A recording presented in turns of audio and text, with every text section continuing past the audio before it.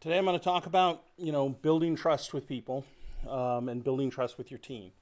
The number one thing for me about trust is, honesty.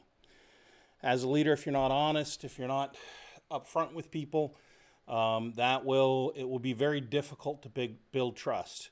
And I think that's, one of the most important thing.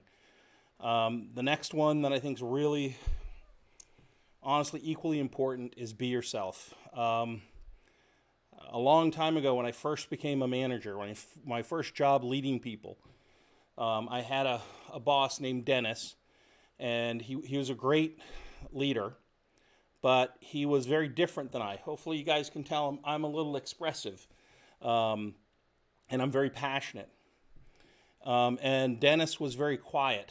And I remember early on, we were having a one-on-one, and I said, Dennis, I'm going to change, and I'm going to be more like you, and I'm going to, try to, emulate the things you do. And I'll never forget, he looked at me and said, John, you can't do that. If you aren't yourself, nobody will trust you. And if people don't trust you, you can't lead them. And honestly, that stuck with me for my entire life.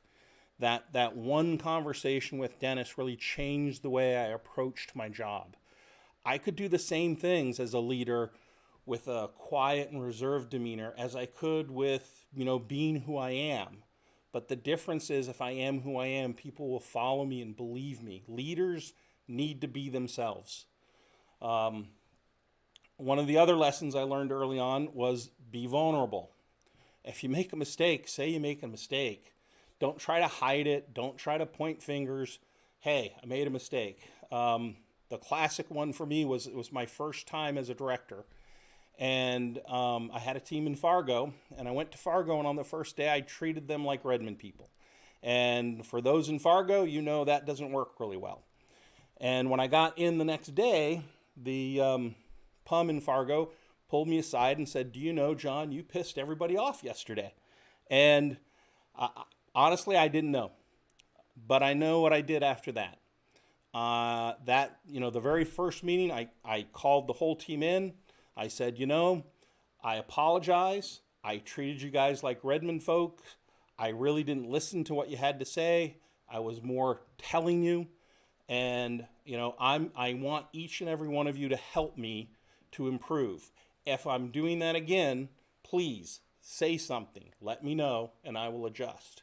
And I'll never forget, everybody on that team helped me improve as a leader because they saw that I was willing to ask for help. And when they provided it, I said thank you, and I made adjustments. The next thing around building trust really is be consistent. It's hard for people to trust you if they don't know whether your bar's here or your bar's here. What are they going to expect from you? Is it the same thing every time? I find that to be important. I try to be consistent, and I think consistency builds trust.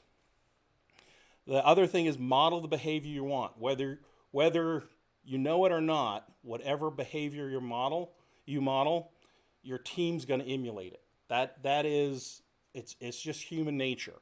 You're the boss. They see you. They want to be like you. So I think that's really important.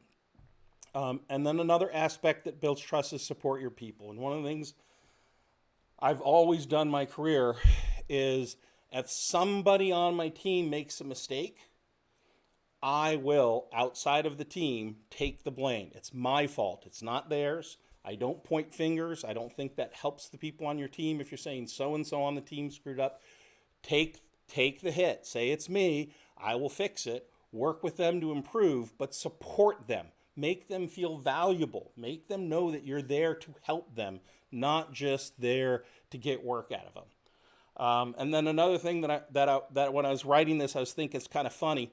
I'm sitting here talking at you, and one of the things I'm going to tell you is, to build trust, listen more than you talk. If you don't listen, if you can't hear what the team's saying to you, it's really hard for that trust to build. Another thing that's really important about listening is, if you don't listen eventually the people on the team will not tell you things. And now you're a leader who's missing data, and you can't make good decisions as a leader without data.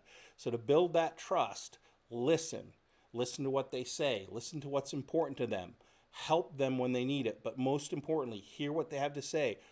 Ask questions rather than give them the answers of what to do and what to fix. So those would be the things I would look at.